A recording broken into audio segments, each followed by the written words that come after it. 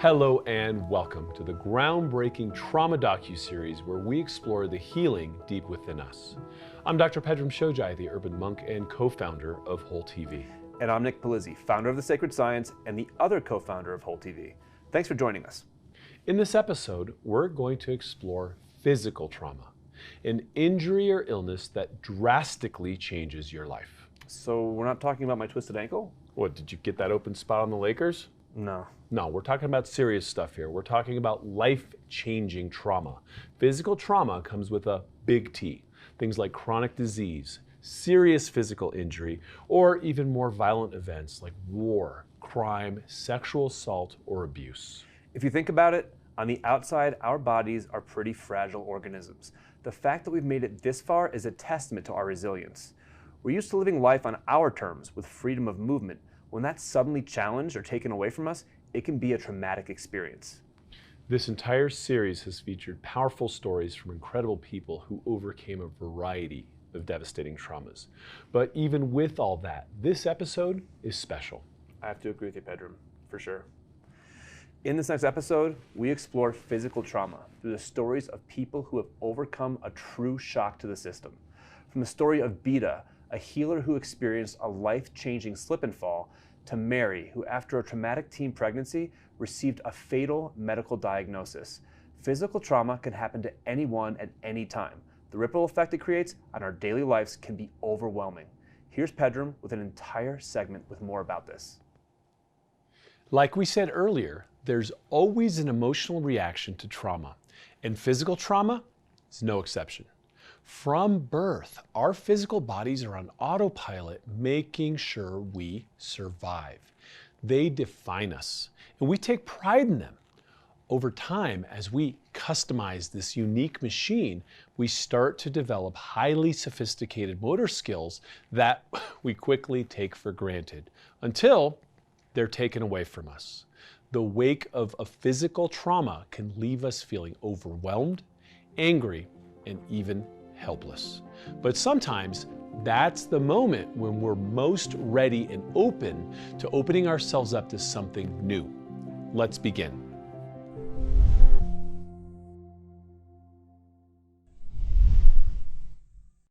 My first major trauma in my life, and it has significantly impacted my life. I grew up in Portland, Oregon, had a high school experience like young girls dream about. I was class vice president on the drill team, had a lead in the junior play, homecoming princess my junior year in high school. My high school boyfriend comes home from college, I get pregnant. And May 1, I have to tell my parents I'm now pregnant. We had a hasty 10-person wedding.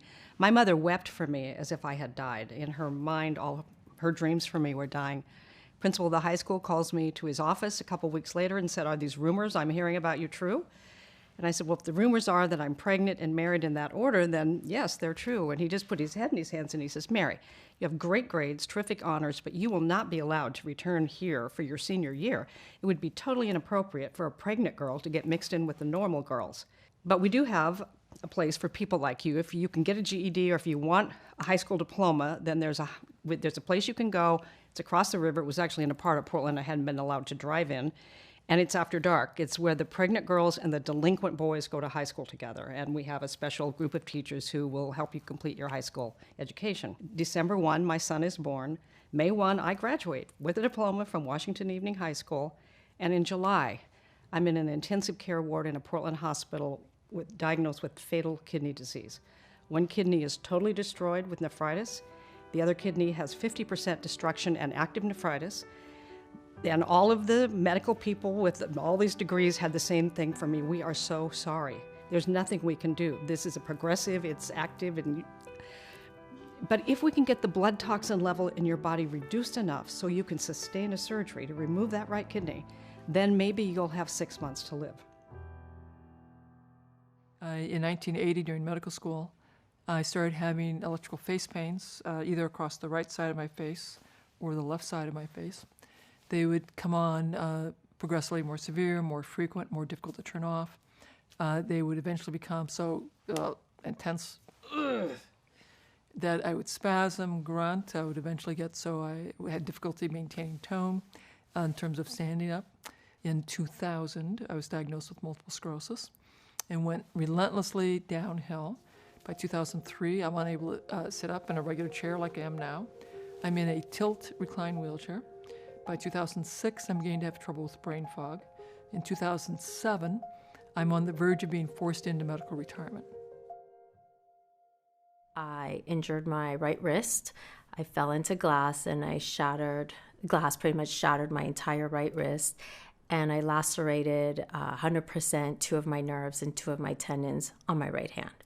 That evening went to the ER, and pretty much they said that I'm lucky that I'm alive, and I needed 80 stitches.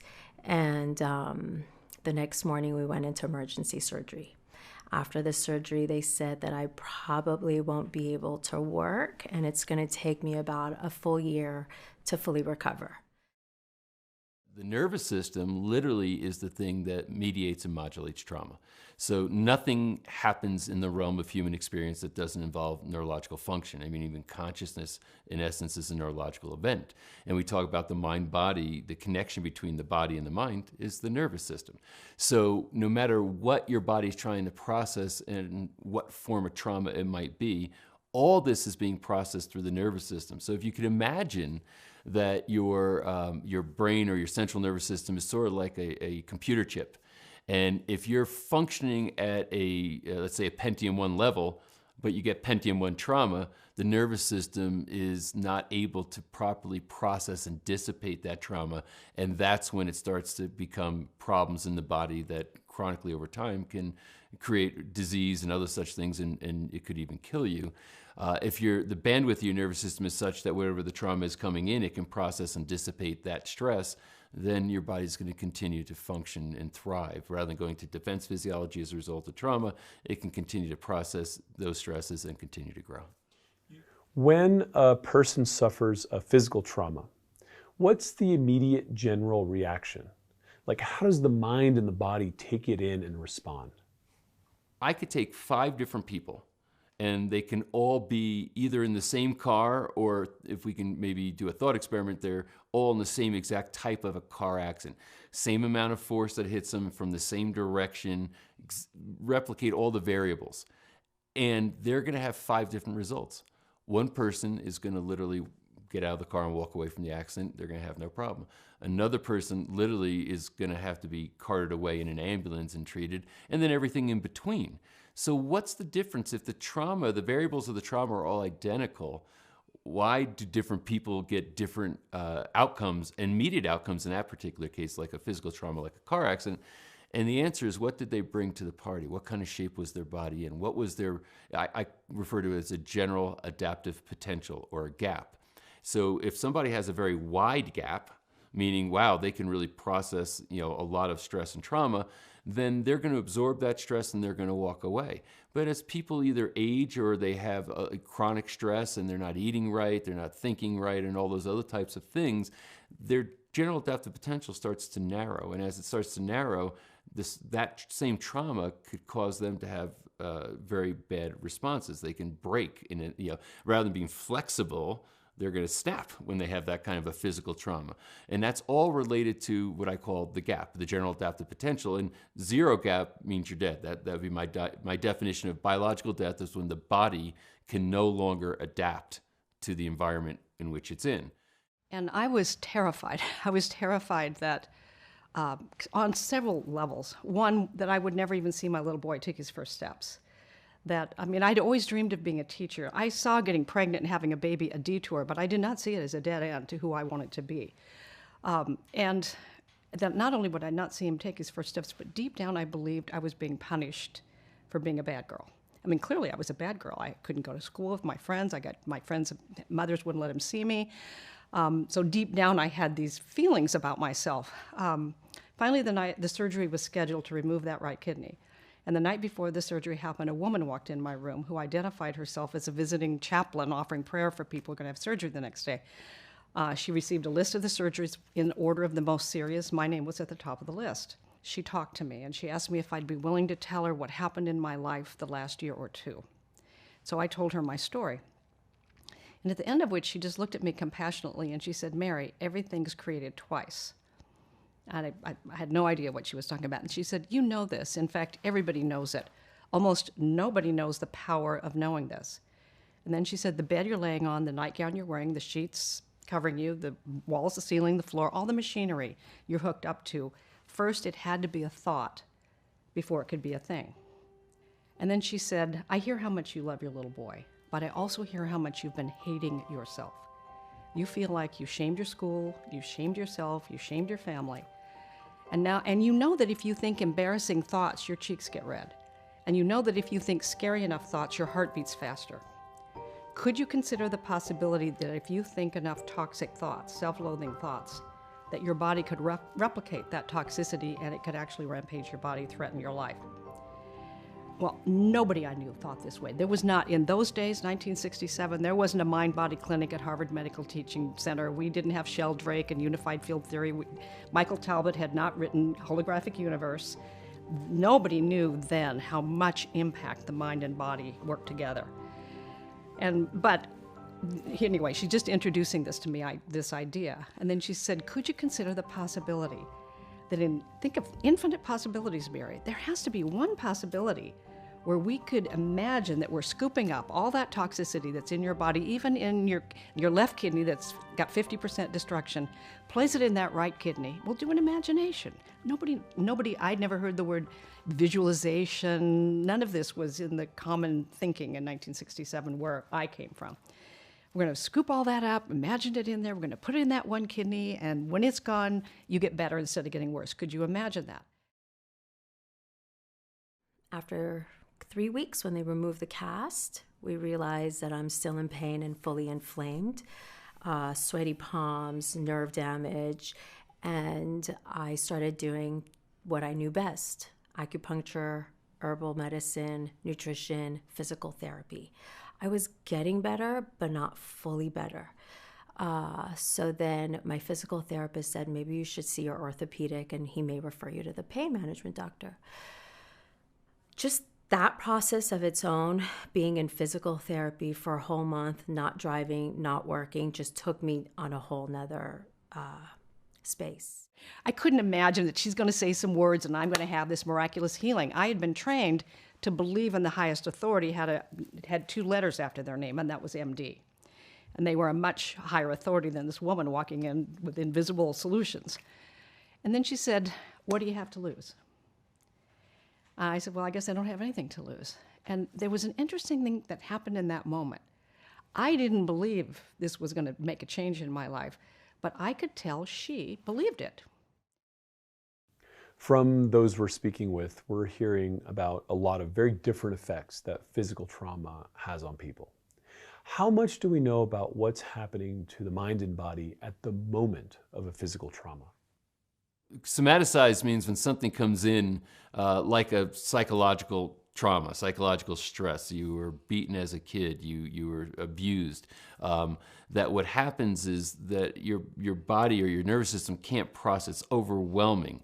So at that point, it's energetic. Now, what's interesting is some people don't realize even a car accident starts as an energetic trauma. There's this energy of a car hitting another car or your car, and that energy is translated into a physical reality, meaning that it pushes your body this way, your neck might whip one way and then another. And what happens is that as that is absorbed by the body, it goes from being an energetic phenomenon to a physical phenomenon in the body. So that's what I mean by somaticize. It goes from energy to matter, basically. So it goes from, so when I say somato, I mean the matter or the material of the body. I had an attachment to this accident on my wrist, and there were levels of attachments that I had. The superficial one was my identity crisis. Oh my God, can I ever work again? Who am I without being a doctor of acupuncture? Who am I if I can't work out? Who am I? How can I show up with not being able to put on makeup? And second level, I need to ask for help. That's so like such humility right there, right? Humble. That me never ask for help. It's the ego. I need to ask the waiter, I'm sorry, can you please cut my chicken? Hey, honey, can you open the jar of pickles? hey girls, can you please help me button up my clothes? So now it's like the ego was getting shattered every second along the way with this injury. And then when I went into meditation, the attachment to me, truly how I felt about me and the traumas that I had no idea existed in me, that I was having a hard time, which was I, who's the healer, was not willing to put my left palm on my right wrist. I wasn't willing to fully love myself, fully willing to embrace me and loving all of me. So in the summer of 2007, things are so difficult that, I can't sit up. I'm in a zero gravity chair at home, and I have another one at work. It's a struggle to walk 10 feet. I'm having episodes of this terrible electrical face pain that when it turns on, light triggers the face pain, sound triggers the face pain, swallowing triggers the face pain, talking triggers the face pain. So, I'm drooling just because it's so painful to swallow, painful to talk. I go in, I get injections, which are pretty horrific to go through, but that helps turn off the pain for a short bit. And I get high-dose IV Solu-Medrol. So that summer, it had turned on. I went in for several pain clinic injections. I had daily infusions of Solu-Medrol for 5 days to get it to turn off. And so where I'm at in the summer of 2007, I've come to terms with I'm probably going to be bedridden by my illness because, I can't sit up anymore. I'm in this zero gravity chair or in bed. I have very limited walking. I'm beginning to have cognitive decline. So I may be becoming demented. And I may well have intractable, untreatable pain. So she said, here's what I want you to do. After the surgery, so we're going to scoop this up, we're going to put it in the kidney. After the surgery tomorrow, your mind's going to be busy with the pain that you're going to have for a day or 2 or 3. As the pain eases from the surgery, your mind and your thinking is going to want to go down the well-worn paths of thinking that you've been doing for 18 months now. And that is full of self-loathing, and it's full of toxicity. So what I want you to do is every time you notice you're thinking a self-loathing thought, interrupt it and say, no, that left with the kidney, and then immediately she'd ask me what I would do if I could live. What would you do with your life if you could live? I knew exactly. I would raise my little boy and I would be a teacher.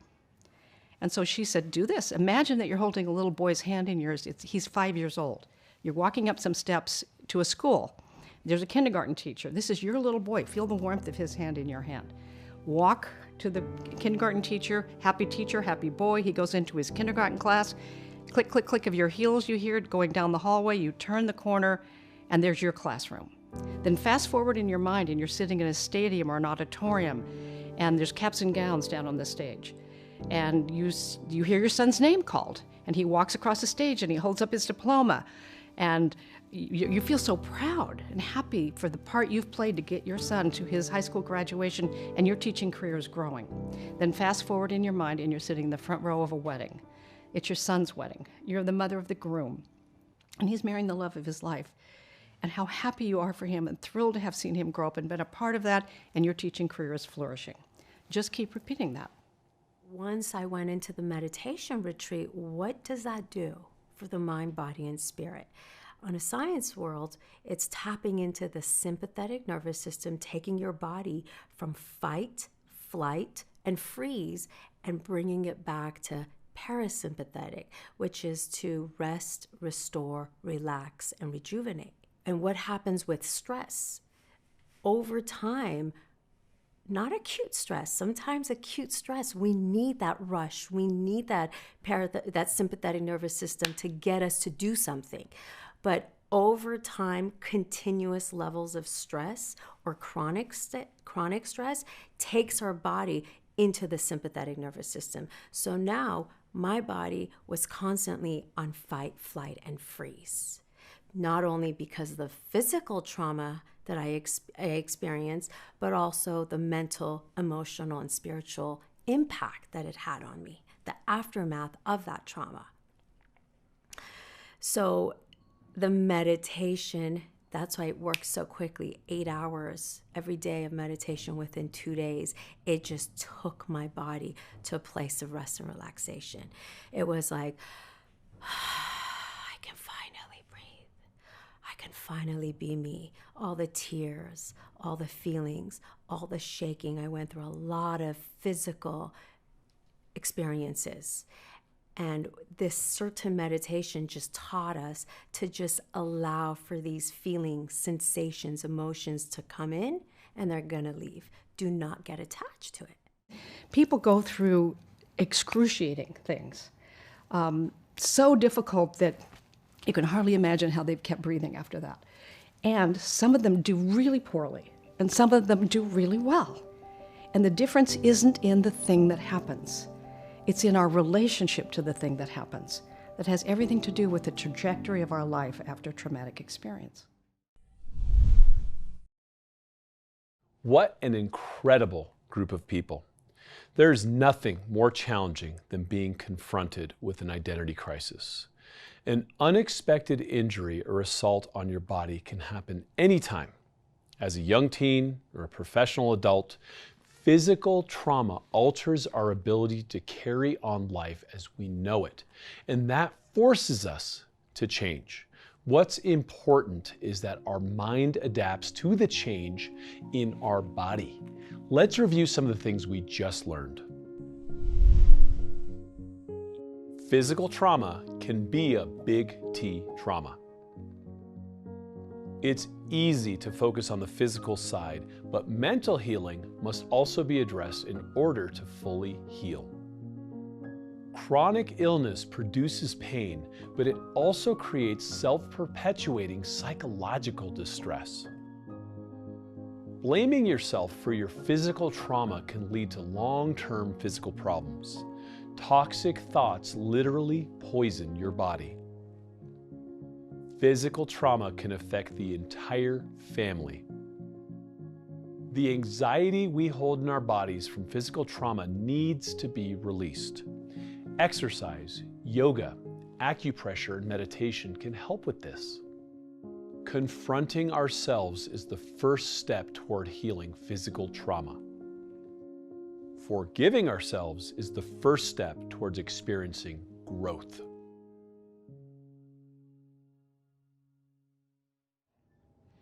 I hope you're enjoying this episode. We'll pick it back up in a second, but I first want to take a moment to tell you how you can access the entire trauma series on Whole TV. On this platform, you'll find a link to the full docuseries as well as a vast library of other health and wellness content. It includes a bunch of powerful bonus materials that you can bring into your home at a special discounted price.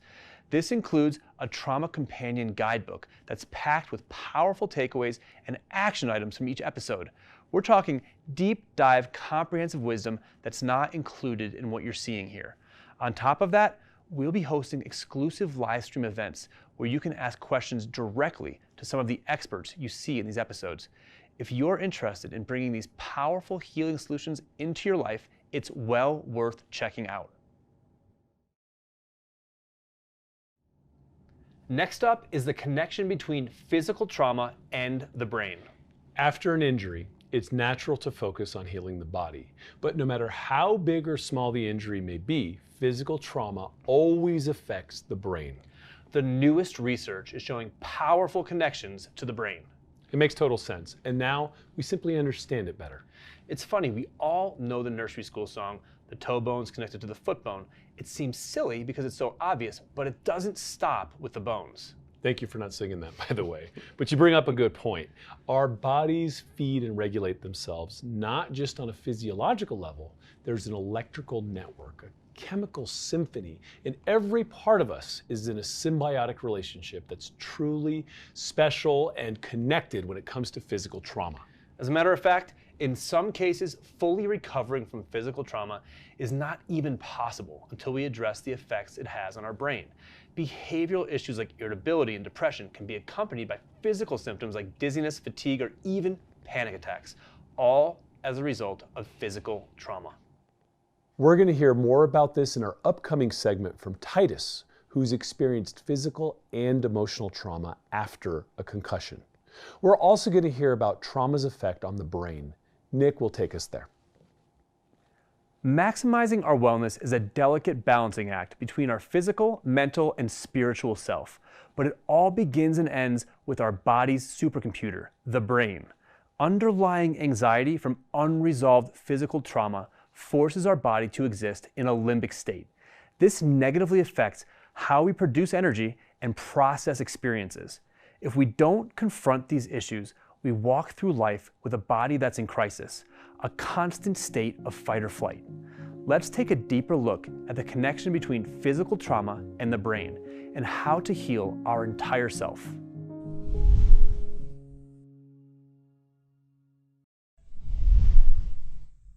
So I got into neurology and specifically concussion because many years ago, almost 20 years ago, I was in a horrible car accident that nearly took my life. I was riding on a scooter on my way to work one day and I was hit by a car and it threw me through the air like 10 feet. I hit the ground, I dislocated my shoulder, I broke 3 ribs. And at the time, I actually didn't realize it, but I had suffered a concussion, like a mild concussion. Afterwards, I was left in chronic pain. I had pretty much given up hope on like any chance for healing because I tried many things within conventional medicine and nothing worked. And so finally I had to take matters into my own hands and I started to explore outside of conventional medicine, and I discovered things like chiropractic and functional neurology and functional medicine, and it changed my life. And so I decided I wanted to do the same thing that that was given to me that allowed me to heal from all of those traumas.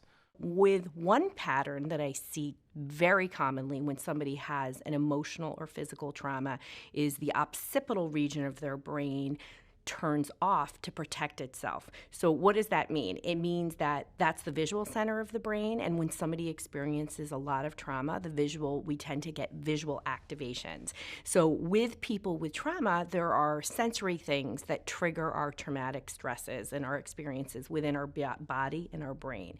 And there's often a flooding of a visual representation at a subconscious level with what happened. So you see you were a child and you were verbally abused or physically abused by your parents, and you're walking on the street and you pass by a child whose parent is yelling at them. At a completely subconscious level, all of a sudden you feel red-faced, you feel tightening in your chest.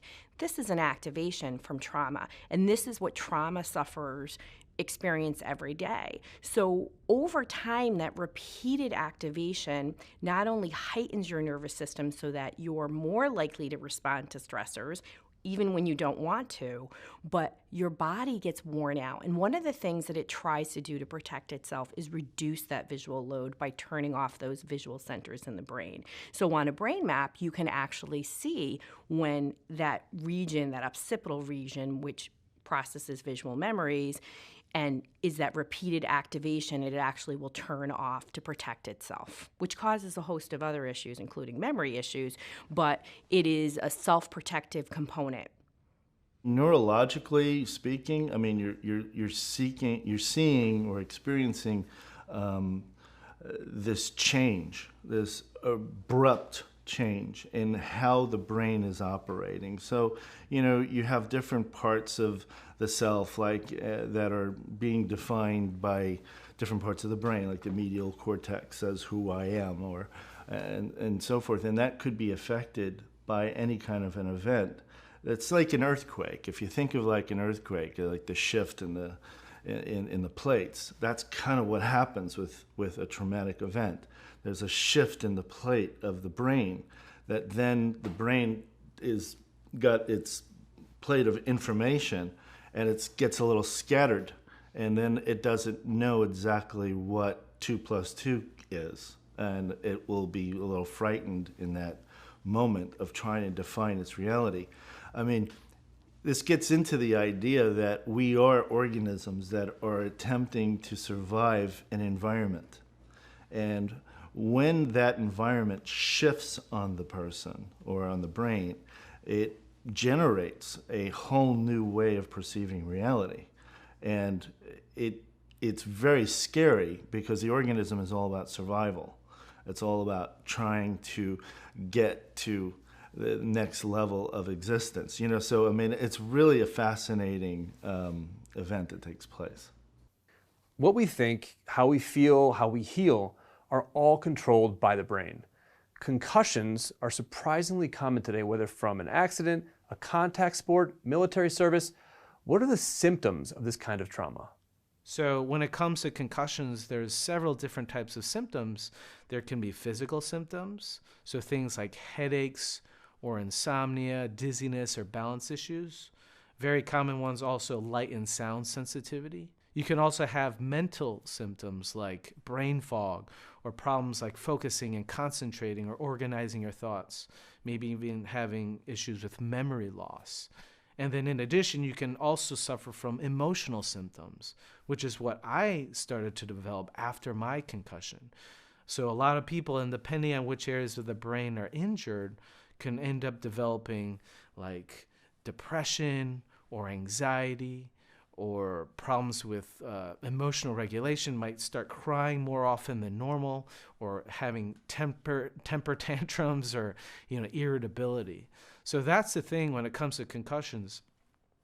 Although it's a physical trauma, many of the symptoms can be mistaken for like a psychological problem like anxiety or depression, where actually the root of it is physical. And so therefore the treatments have to be completely different, right?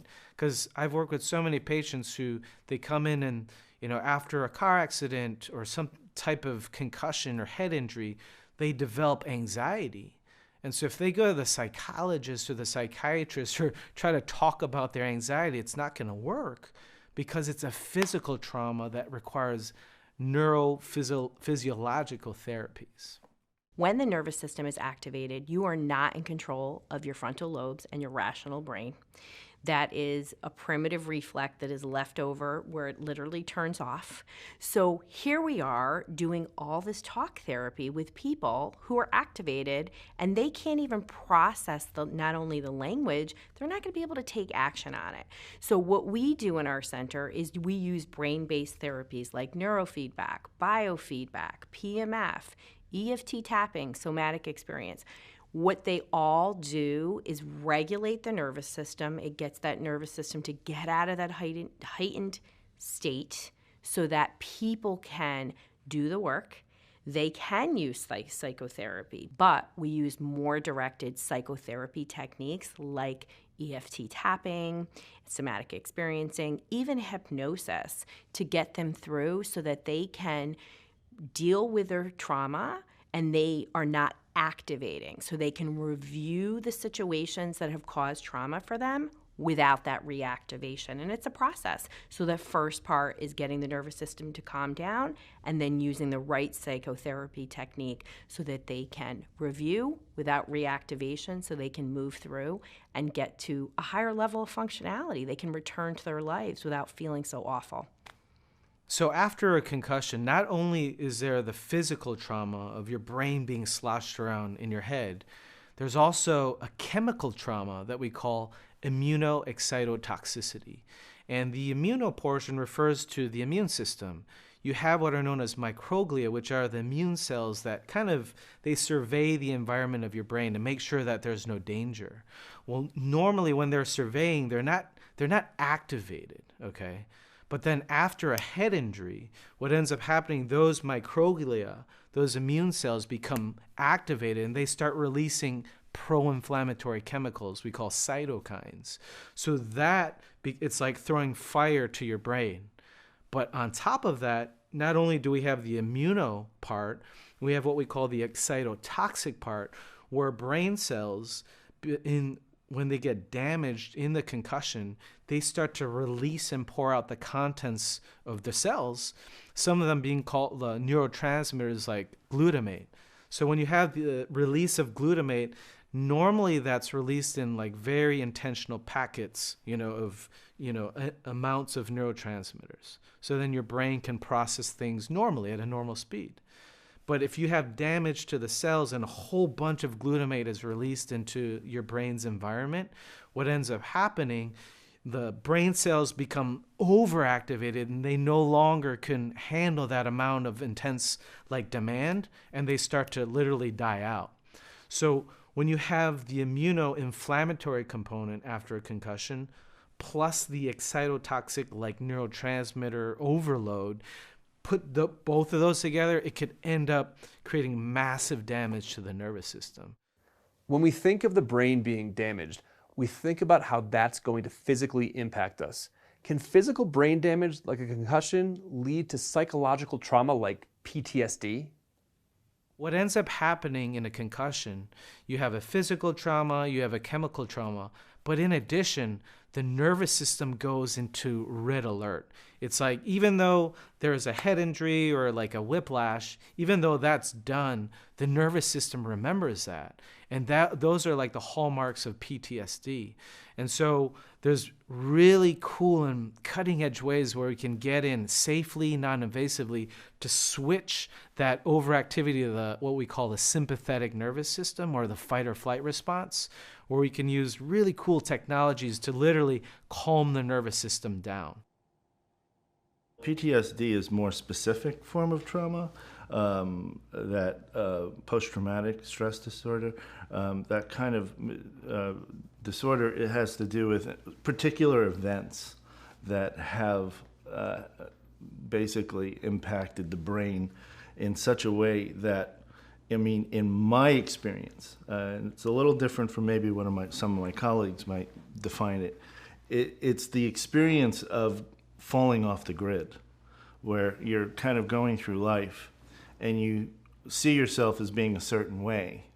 An event takes place and you are literally thrown off that experience of yourself. So the identity is literally lost. So particularly a perfect and the obvious example would be like in the military, when you have people who are generally very courageous and able to kind of go through and face events that most of us would be frightened to go through. After a traumatic event of being, on the front lines or being in a military situation, they get traumatized and then they come back into civilization, and that courage is now being questioned.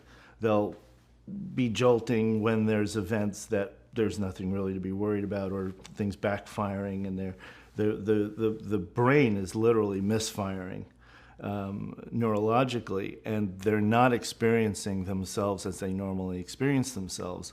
And so that in itself becomes so traumatizing to the person that they start to doubt, and it falls into symptoms like depression or severe anxiety.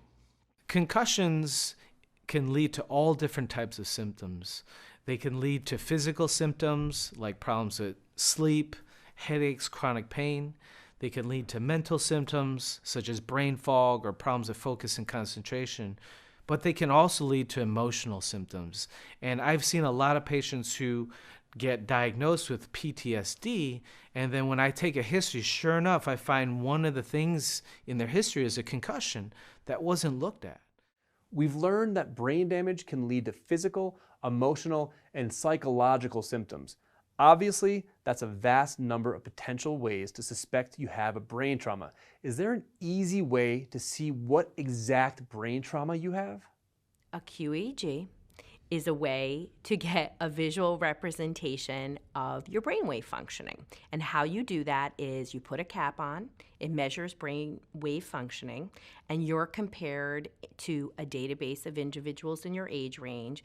And we know exactly what the brain does. Every field agrees the frontal lobes do this, the temporal lobes do this. And so with that patterning, you're able to see what's activated, what's underactivated. And you're not only able to see over the structures to see how they're actually performing, you're actually able to see how the brain is communicating with itself, which is pretty incredible. So when somebody has an emotional trauma, what's going to happen in the brain? Typically, what you're seeing is activation in the limbic system, which is that emotional center of the brain. You're going to see too much activity, not only over the structures, but how the brain is talking to itself from in the limbic system. You're going to see this hyperconnectivity. And if you've ever spoken to somebody who's experienced trauma, they'll say things like, I can't turn my brain off. And that's because it gets into this over-communication pattern. Other patterns that you see in the brain is that you might see too much activity in the frontal lobes because, again, the brain has gotten into this pattern of inner chatter and overactivation due to the sensory overactivation of the nervous system from triggers in the environment. So a QEEG helps us to really see exactly what's going on in the brain, which helps us to give better treatments to people who've not only experienced trauma, but now might have other conditions like anxiety and depression. So in addition to the physical trauma that happens in post-concussion syndrome, what I see a lot with my patients is just the havoc it wreaks on their emotional life, right? Because a lot of what they were able to do easily in the past, like have patience with their children or be able to support their family by working, they can't do anymore, or at least at the level they were able to. And so it really impacts them emotionally and psychologically. And so if those things aren't addressed in addition to the physical trauma, there could definitely be depression, depressive thoughts, and in some severe cases, even suicidal thoughts. And so whenever we look at concussion, we have to look at holistically. We have to look at what's happening physically. We have to look at what's happening chemically, like neurochemically, but also we have to look at what's happening emotionally and support, our patients and our communities very in this comprehensive way so we can really create true healing. Healing from a brain trauma seems like it would be difficult. You can't just splint it like a broken arm. Are there ways of healing a brain trauma that are effective and unintrusive? Post a traumatic event, your nervous system gets sort of stuck on. It doesn't know that the incident is no longer a harming event. And so when your nervous system is stuck on, it is actually prone to more activation. And that's when somebody has trauma, there are sensory triggers for them. It might be a sound, it might be a smell. There is a lot of different personal traumatic activations that occur that continue to cause that nervous system to just be in this agitated state.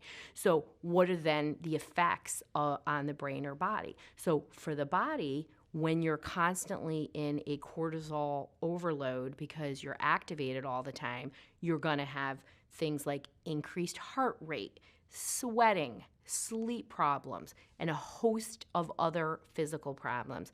From the brain, you can't live in an activated state. You're going to have memory problems. You're going to have problems focusing. You can all of a sudden appear to look like you have ADD when you don't have a history of it because your brain is in this activated, agitated, anxious state. And if anybody's ever had just a seemingly innocent type of activation and every day and you don't have trauma, like you almost got in a car accident, for the next 5 minutes, you can't think straight. You are thinking, I almost just got run over by an 18-wheeler. But with somebody with trauma, they're carrying that around all the time, and it impacts every interaction, whether they know it or not. Some people with trauma are more tuned in, and they know, oh my God, I feel this tightening in my chest. Oh my God, I can't stop thinking about what happened to me. What the problem is they feel like they're, just a runaway train and that they can't put the brakes on. But they can, and they can learn to do that with therapies. I was incredibly fortunate that I chose the right woman, or she chose me. I'm incredibly blessed. It was very helpful that Jackie would hold me and say, we'll get through this together. I talk now about the pleasant life, the good life, the meaningful life. And I talk to my patient about this now, and fortunately, we were still although I didn't have those words at that time, Jack was very mindful that she, would take me out to women's basketball games in my wheelchair, and said, no, we'd go.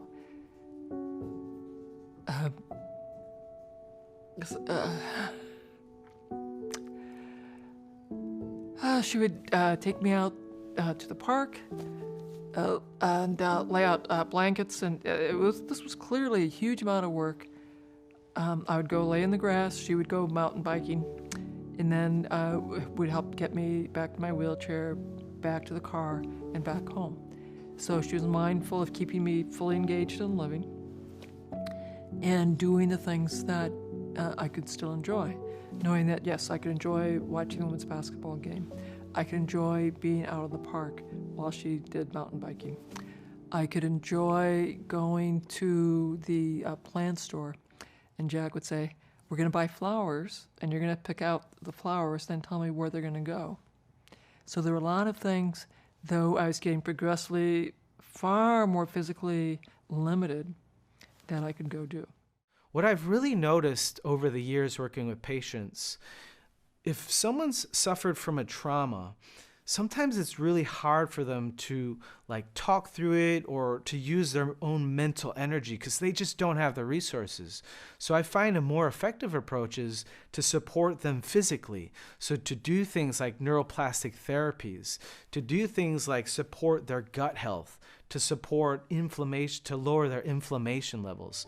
Because then in doing so, what I've realized, when their brains and their nervous systems get stronger, then they have within their own beings the resources to actually process all those traumas. And then once they do that, it's beautiful. I see so much growth and healing happen naturally.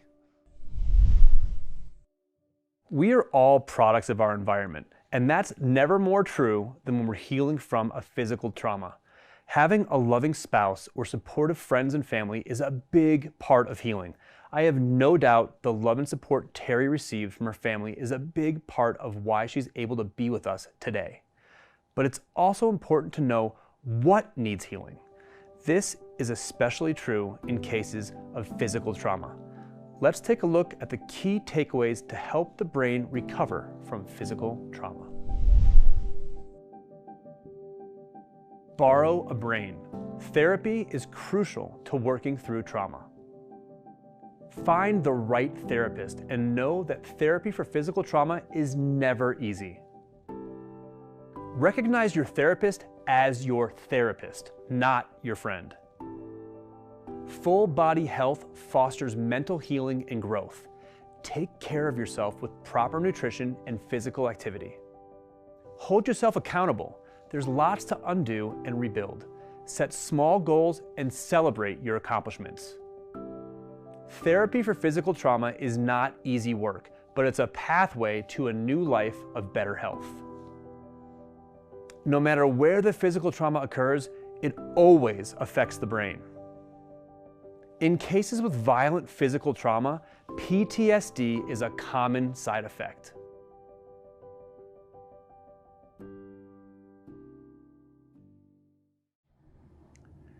We spent the first half of this episode looking at how sudden physical trauma can affect the brain.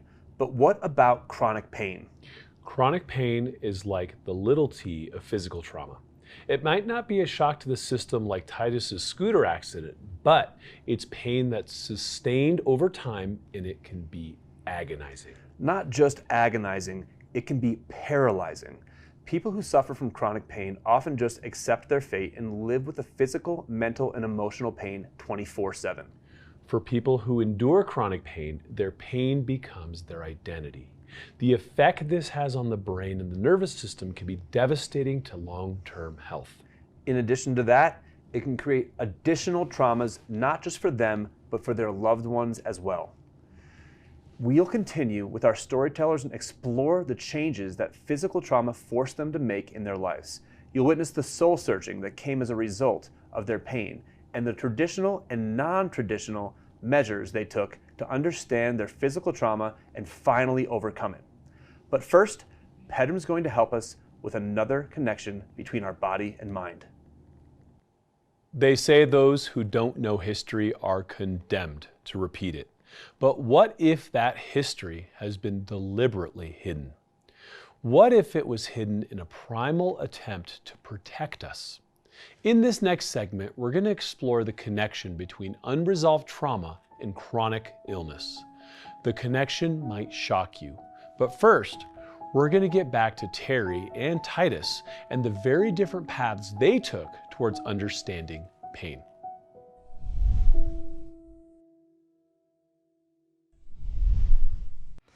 So when I talk to patients who have chronic medical problems that are unexplained, medically unexplained or undiagnosed, and they've been going on for years, and they have sleep problems and attention problems and chronic fatigue and chronic pain and digestive problems, and they've been going around the medical merry-go-round trying to find a unifying diagnosis.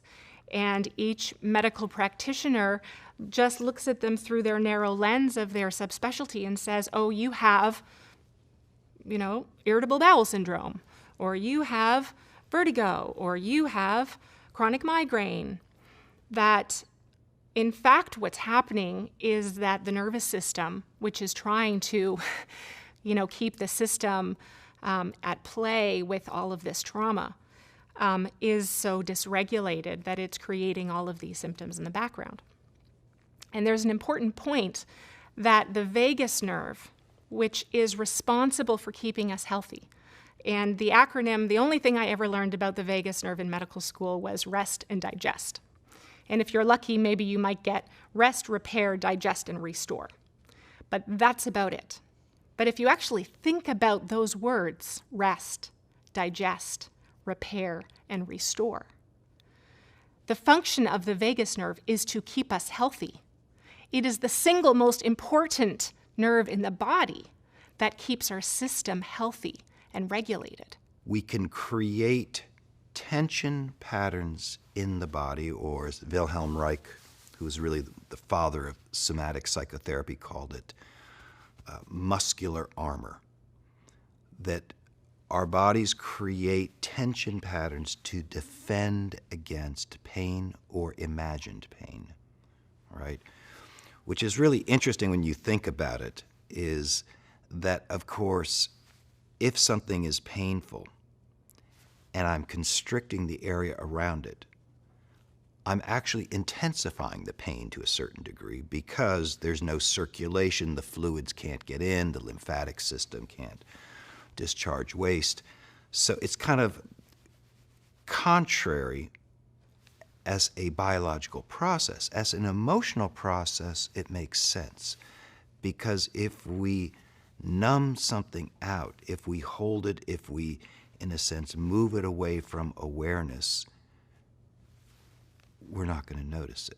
Through the course of many years working with patients as well as healing my own brain, I've realized that in order to have great brain health and to be able to heal from trauma, as well as to prevent any trauma, like if you're, like I said, life happens, and if something traumatic happens, if you take care of your brain beforehand, then it really minimizes the risk for long-term symptoms. So when it comes to brain health, I look at the 3 pillars of brain health. The first is your physical brain. And what I mean by that, it's the different brain cells and the physical structures and the connections between your brain cells. Because those neural networks, as we call them, they pretty much create all our experiences as human beings. Like, they create our ability to sit and listen to this docuseries. They allow us to be able to learn and to grow from our experiences. But if your neural networks are overactive and the ones that process pain or suffering, then you can be stuck in these traumatic types of experiences. So the first pillar of brain health is the physical brain and the different connections between them. Pain is strange in the way that it can create a fixation of attention. And so if we start to think that trauma is stored in the body, well then, of course, we want to get it out. People think that the stress response is the problem, that when we're under threat, the sympathetic nervous system takes over, and that the problem is in the sympathetic nervous system. But in fact, the first thing that happens within milliseconds of a threat response in the amygdala is the vagus nerve, which is directly connected, drops out. So the activity of this nerve, which is trying to keep us healthy, is now in our boots. And it's not online anymore to keep the system in check. And then the sympathetic nervous system takes over and keeps us in fight or flight. But in the meantime, as long as we're there, that the activity of the vagus nerve is too low to be checking for infection, to be checking on the immune system, the anti-inflammatory properties of the vagus nerve. It's not online to keep our digestion working. It's not online to keep cancer cells under control. So this is critical when we start talking about the impact of stress and trauma on our health, because it's not the sympathetic nervous system that's the bad guy. It's the fact that we don't have a vagus nerve anymore to keep us healthy.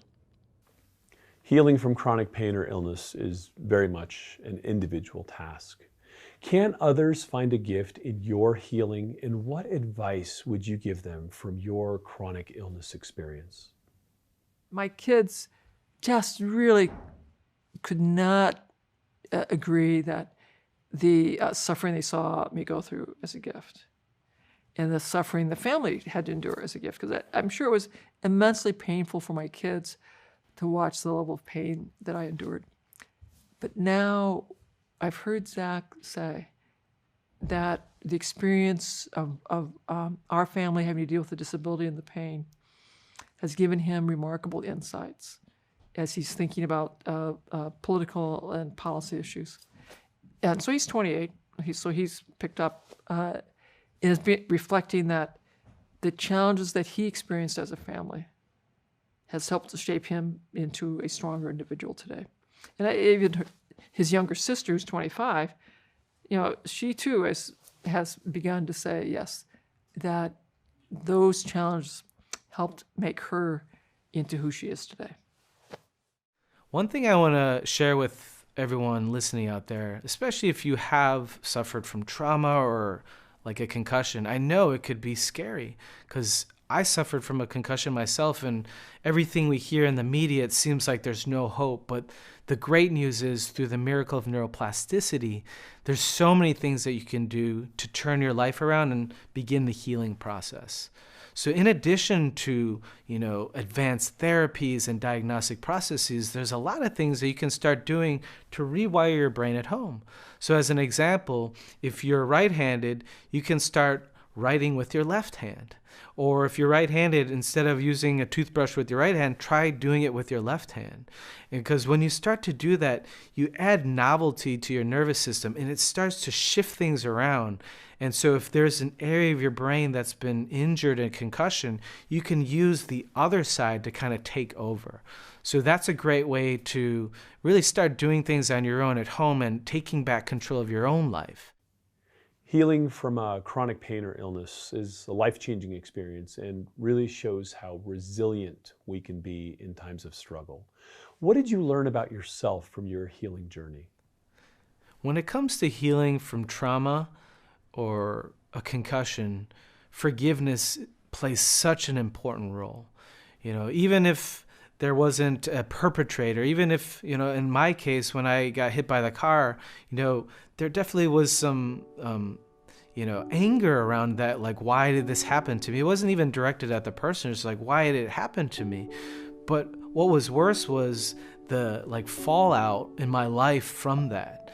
And it was really difficult for me to process, because a lot of who I wasn't there anymore. It was I saw myself, I'm like, who is this person?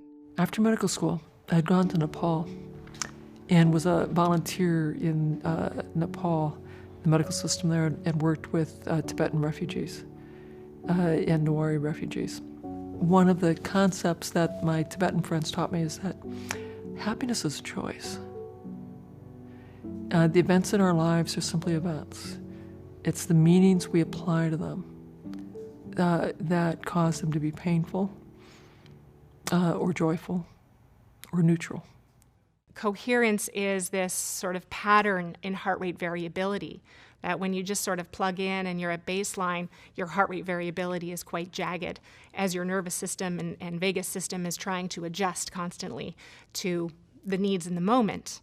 And coherence is this sort of perfect sine wave pattern, that when you're in a positive felt state or doing paced breathing, and you don't have to have the paced breathing, it can just be this positive regenerative emotional state that brings you into coherence, that this heart rate variability pattern is a place of regulation for the nervous system that can teach the nervous system how to be more regulated and healthy. And in that state, it's able to connect to the brain, and you can have more mental clarity, and people experience better sleep, less pain, and increased intuitive guidance. The interesting thing about trauma is that, yeah, for me, it sucked. I got in a car accident. It ruined my life for a long time, and it was very traumatic. It was very traumatic for me. But through that experience, when I faced it head on, I acknowledged what happened. I acknowledged what happened to myself. Deep, profound healing happened. So I just want to share this with everyone watching out there. It's like, even if you've been traumatized and you've had a concussion or a head injury or any type of trauma, physical, mental, emotional, there's so much that can be done about it. And once that is addressed, profound, deep healing, learning, and growth can happen. We've heard stories about physical trauma and the pain it caused. Your physical trauma was a terrifying experience. Can you share your story of dealing with Lyme disease? A number of years ago, I had 4 strains of Lyme disease. It was in my brainstem, my spinal cord. I had hundreds of parasites in my body that put holes in my organs, ate away my endocrine glands. The parasites, when they die, they release viruses, bacteria, fungus, and neurotoxins. And one of the viruses that they released was a very rare virus that causes leukemia. So I luckily didn't get leukemia, but it was active. The virus was active in my body, and I was under siege. My organs started to shut down. How does a chronic physical trauma or illness like Lyme disease affect our body, and how do you approach that as a neurologist? So my work as a neurologist really changed when I started to think about trauma and its impact on the nervous system. And again, the sort of traditional viewpoint that trauma is a mind issue. It's a psychological issue, and it belongs in psychiatry. Whereas my viewpoint is that it affects our nervous system, and it's very much in the nervous system. And in fact, we can see changes in the nervous system in people who have experienced trauma. We see physical changes in the cortex, the sort of outer ribbon of the brain, and the frontal lobe, and the activity of the prefrontal cortex, which is sort of able to inhibit the response of the amygdala, which is the limbic part of the brain, which is the threat, responding to threat. So the prefrontal cortex is kind of like it's okay, we can quiet this down, you're not under threat. And that piece of the brain is reduced in activity when we've experienced trauma. So we don't have a check on that limbic system, which is getting hijacked over and over again. And then we can see increased connectivity in that limbic system as it's sending out its projections and its networks in order to set the system up for survival and to maximize its responsiveness to any threat. And then we see changes in the autonomic nervous system. We see that the vagus activity is lower and the heart rate variability is lower in people who have experienced trauma. We have the epigenetic changes and changes in our receptors for cortisol and norepinephrine. So it's throughout the brain and the body that we see the physiological impact of stress, chronic stress and trauma. And we know now that it is not just a psychological issue. It is, in fact, a physiological issue involving the body. And the life that I had once had known as a Division I athlete, I was a cross-country ski racer, a marathon runner. I was the fun mom that always was doing activities and having play dates and putting on dinner parties and just enjoying life, right? That came to a screeching halt as I discovered what these were. They'd been inside of me for 20 years, so they caused a ton of damage. They were in my nervous system, and I lost my entire identity of who I was. And it wasn't an overnight thing. It was something that built upon itself and left me bedridden for over 2 years.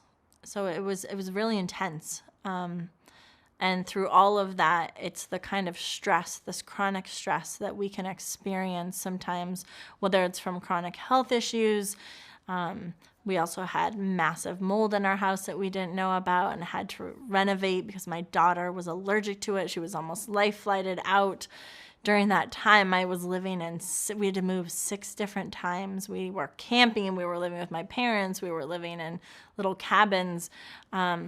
So all of this built up trauma, all of this built up intense stress, this kind of stress that strips away who you are as a person and makes you have to reassess everything in life, is the kind of trauma that I experienced. And it's something that requires a lot of awareness to move beyond so that we can heal.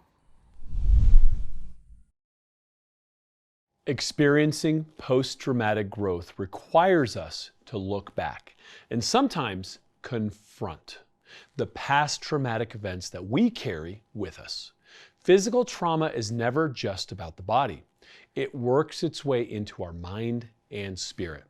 It becomes us, and if left unrecognized, our trauma can dictate everything we do, whether we know it or not. This is particularly true with long-lasting chronic pain. Here are some key takeaways from this segment. Trauma causes our brain to release cortisol, also known as the stress hormone. When chronic pain is tied to physical trauma, the pain is a constant reminder of the traumatic event itself. Chronic pain can exacerbate PTSD or other psychological disorders we are suffering. Electroceuticals, it's a new technology that targets parts of the brain to relieve trauma. Diet plays a key role in our whole body health. Awareness of your physical trauma and understanding its effect on your health is essential before you can start to heal.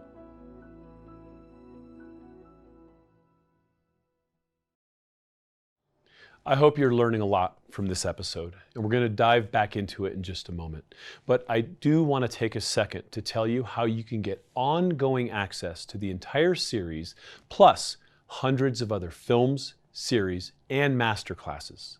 You may have noticed that you're watching the trauma series on our new Whole TV video platform. And for the duration of this series, you have a special viewing period for the Healing Trauma docuseries right now for free. Your access to that will expire in a few days once this premiere ends, but not to worry. If you want lifetime access to this series and every one of the other powerful healing videos on our platform, simply click the button below and we'll give you a special discount on a Whole TV subscription. Every month, we add and create new titles to the Whole TV catalog, and this is just the beginning. We cannot wait for you to witness Whole TV in the hours of transformative documentaries, masterclasses, and live workshops that we've curated for you. Thank you for your support. There's overwhelming research that shows that people who've suffered traumatic events or experienced chronic pain ultimately say that they benefited from the experience and found that it improved their lives. The hardest part is taking that first step. Recognizing your trauma and confronting it is just the beginning. Understanding your trauma can literally save your life. Nick and myself and our entire team of experts are dedicated to helping you find a way to live your best life, whether it's through nutrition, exercise, spiritual work, or all the above. It's all connected. Hey, you stole my line. You're a resilient guy. You can handle it. Fine. Fine. That's fair. Look, we're going to see you in the next episode. We're excited to share it with you. That's where we're going to continue to explore the stories and outcomes of physical trauma with more powerful testimony and expert insight. Until then, bye for now. Wait, that was mine.